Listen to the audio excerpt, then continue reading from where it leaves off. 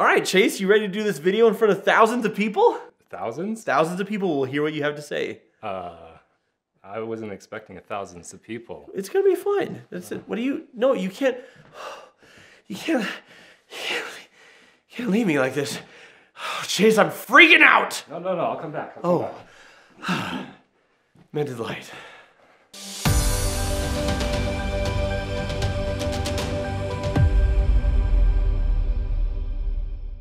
Oh, how do you know if you have anxiety? This is a question for Ask the Therapist. We have Chase Brewer, member of our Mended Light team. What's up, Chase? Hey, thank you. Chase been with us for? Almost 5 years now. Almost 5 years. Specializes in trauma, specializes in couples and family relationships, and today we're going to talk about anxiety.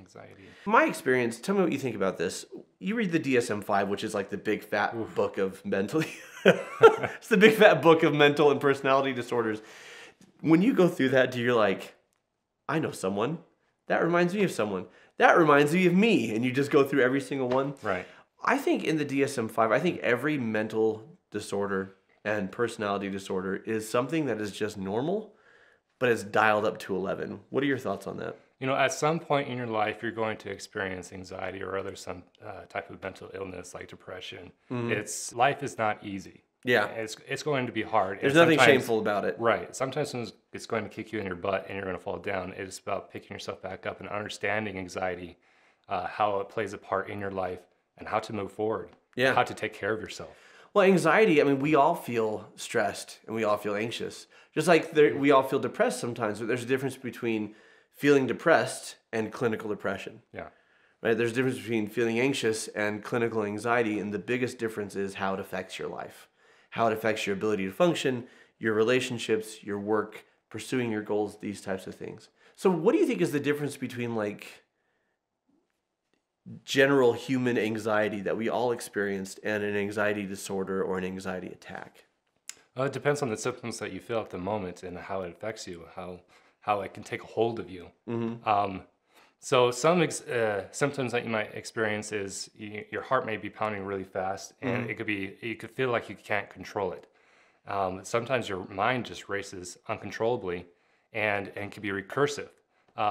For example, right? What does recursive mean? I'm not as smart as you are. You think about it over and over and over again. Okay. So for example, it's the weekend. You get a statement from the bank to resolve a particular issue, but you can't solve it on the weekend. You gotta wait till Monday. You have to wait till Monday. Yeah. And so no matter how hard you try to push that aside, the thought comes back to you 5 minutes later, 10 minutes later, half hour later. Good luck enjoying the weekend. How was your weekend? Awful. It was a nonstop panic attack. How was yours? Yeah. And so it limits you from enjoying your weekend, from laying around, watching a show, or spending time with your family. Yeah. If you're huddled in the fetal position in your room rocking yourself, you're not spending time with your kids, right? Well, and I look at like, so an anxiety attack. I had never had one until I was 40 years old. And it wasn't me being 40, that was just when it happened. But I went roughly half my life without having a true anxiety attack. I'd help people, I'd talk people through it. I knew what to do to help someone through it, but I'd never experienced it. And holy crap, I thought I was gonna die. I thought I was going to not be able to breathe anymore. In the whole, when they describe it like everything's closing in, I felt claustrophobic even though I was in a wide open room.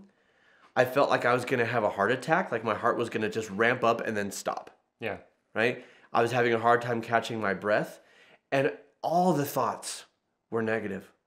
All the thoughts were hopeless. All the thoughts were that my problems were insurmountable. And it was terrifying. Compare that to, I've had stress my entire life.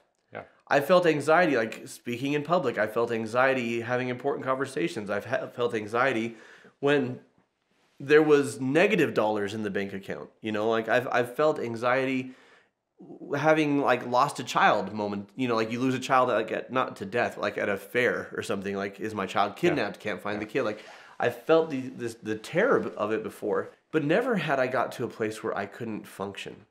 And for me, that was, it had all like compiled, all of my life stresses just compiled into like, you ever have a knot in your back that is so small and intense that it's not just uncomfortable, it is excruciating? Yeah, yeah. Imagine that, but like psychologically. Right? And then don't you begin to question your sense of reality, and then you feel alone in that, Yeah. right? Well, and my kids found me, right? My kids found me just like, they're like, Mom! And it was scary for them. They didn't know what was going on. And you talk about questioning your sense of reality. What I questioned was my lifelong optimism. And I questioned my beliefs, and I questioned my values, and I questioned what was real, what was safe, what was like, it was terrible. And that's the thing, if it's depression, like we all feel sad, and sometimes even crushingly sad. But what happens when you literally can't get out of bed? When you literally, like, taking a shower feels like climbing Mount Everest, much less going to work or interacting with your children or being there for a friend. Yeah. What makes something a mental illness? And by the way, like, we need to destigmatize that phrase. There's nothing shameful about it. It's not chosen. It's just there. Like, we don't feel ashamed when we catch a cold. Right. You know? Right. You don't feel ashamed when you get shin splints. Like, if there's some sort of bodily illness, there's no shame in it. But when it's mental, it's like, oh, this is a weakness. What do you think about that? I think we all struggle with that, and we unintentionally carry on that shame, but it all happens in the background, and then it just takes over. Yeah. Wow, that idea of it just taking over is so sad, you know, because we all just want to thrive. Mm-hmm. So how do you know if you have anxiety, like clinical anxiety? You're having a hard time functioning. It's impeding your work, it's impeding your social life, it's impeding your education, it's impeding you achieving your goals, where you are so overwhelmed by the stress that you can't live. That's how you know it's time to see a therapist, for sure. And even better to see one before. Yeah, I'll add to that. I'll teach you guys something. When it comes to anxiety and anxiousness, there's a difference between the two. Mm-hmm. Anxiousness gives you symptoms of, like, you have those butterflies in your stomach or fluttering around your heart. Yeah. And it almost encourages you, like, let's say, for example, that you're taking a test at school and you feel unprepared or not confident. That's anxiousness. It pushes you to, I need to study some more. Yeah. But if it's anxiety, if it carries on into anxiety, it does. It stops you. It's like this emotional and mental wall that stops you, that says, I can't study anymore. I give up. Yeah. And so it puts severe limitations on your health and how you pursue your goals in the day. Or it just stops you. People drop out of school. They end relationships. Yeah. They distance them. People, like, leave their families and stuff because they just can't handle it. And the fact is, it's not because of weakness. It's because life is really hard. And we are all psychologically wired to only handle so much.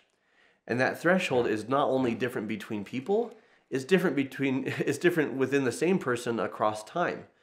What I can handle now may be much more than I could handle 5 years ago. Right. Or if I've been hit enough by life, it could be a lot less. My fuse is a lot shorter. I get irritable. I explode. Or I just, I'm like, hey, my day got hard. It's only 10 in the morning and I'm done. Yeah. Like, that's it. And it's not because I'm weak. It's because I'm burnt out. What advice would you give someone who is struggling with anxiety? How do they work through it? One of the advice that I would give is understanding that life is always changing on you. Mm-hmm. And how you lived your life, the type of lifestyle that you had, and the way that you coped 5 years ago may not be as equal as it is today. Life got harder for you, or things are you're transitioning through life. Maybe you had another kid in the family, or maybe you upgraded your home, and so your home mortgage is more stressful. Your ability to cope 5 years ago also needs to change. You need to strengthen that emotional resilienceness to be able to take care of yourself as life changes. Awesome. I think that's tapping into what are the skills that you've acquired, right? What are the experiences that you've acquired? Far too often we doubt ourselves. We think that we're unable instead of trusting, well, what have I learned so far that'll help me? Yeah. And then what'll take me beyond? I mean, the fact is, part of what we do here at Mended Light is we help with this sort of thing. If you are experiencing stress and anxiety, we can teach you skills beyond what you've already acquired to deal with it in the moment.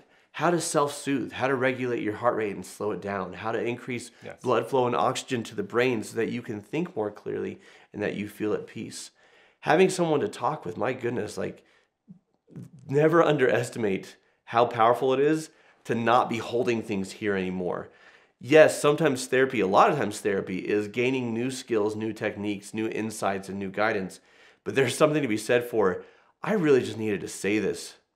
And I didn't want to, and like my family can't handle it or my friends can't handle it, so I need to say it to you. Or you can help me know how to have this conversation with them in a way that they don't feel the burden of responsibility. They're just there for me.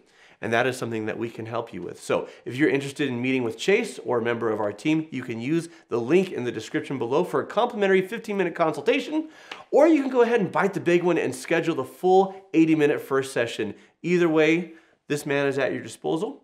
Check it out. I'm here to help. So this has been, we've been talking about anxiety. I have another video where I talk about what to do if you feel hopeless and depressed. That's Ask a Therapist. Check that video out. Also, let us know, what do you want us, the members of the Mended Light Therapeutic team, what do you want us to address? What questions do you have about mental health, relationships, trauma? We're here. Let us know. We can't wait to read your ideas. Thanks for joining us. As always, keep shining. We need your light. And here's that video about depression, but it's not a depressing video. It's actually quite hopeful. It's educational. It's hope-ficational. I think I just said the F word somewhere in the middle of that.